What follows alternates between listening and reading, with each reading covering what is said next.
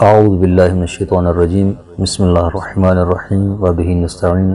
آج کا مسئلہ تربت سید الشہداء یعنی خاک شفا کے متعلق ہے۔ مسئلہ یہ ہے کہ کیا سید الشہداء حضرت امام حسین علیہ السلام کی تربت یعنی خاک شفا کو کھانا جائز ہے یا نہیں ہے؟ تو فرماتے ہیں کہ 3 شرائط کے ساتھ خاک شفا کو کھایا جا سکتا ہے۔ سب سے پہلی شرط یہ ہے کہ کسی بیماری سے شفا کے لیے کھایا جائے۔ دوسری شرط یہ ہے کہ ایک چنے کے دانے سے زیادہ نہ ہو اور چنا بھی متوسط ہو، ممکن ہے بعض چھوٹے ہوں یا بعض بڑے ہوں، ایک متوسط چنا جو عام طور پر رائج ہے اس کی مقدار کے مطابق کھائی جا سکتی ہے۔ اور تیسری شرط یہ ہے کہ انسان کو یقین ہو یا اطمینان ہو، اور یہ اطمینان بھی کسی معقول رستے سے ذریعے سے انسان کو حاصل ہو، یا 2 عادل مرد گواہی دیں اس بات کی کہ یہ مٹی قبر حسین علیہ السلام کی ہے یا قبر کے نزدیک ایریے کی ہے،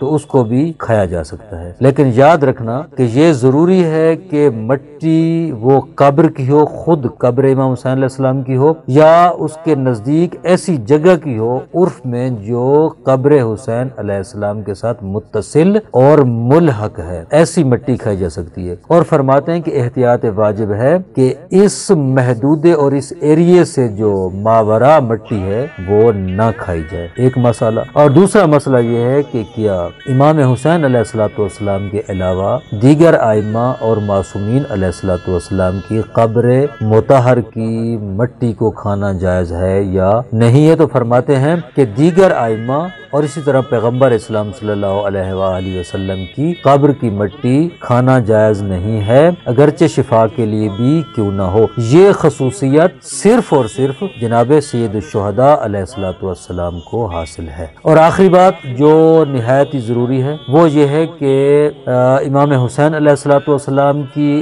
قبر کی تربت ہو یعنی خاک شفا ہو، یا دیگر ائمہ علیہ السلام کی قبر قبور کی مٹی ہو، اگر اس کو کھانا چاہیں شفا کے لیے تو مختصر سی مقدار پانی کے اندر ایسے حل کریں کہ وہ پانی میں حل ہو جائے۔ عام طور پر عرف عام میں یہ نہ کہا جائے کہ یہ پانی مٹی والا ہے یا مٹی اس میں نظر آئے، بالکل اس پانی کے اندر حل ہو جائے، تو اس صورت میں اس پانی کو بھی پیا جا سکتا ہے۔ والسلام علیکم ورحمۃ اللہ وبرکاتہ۔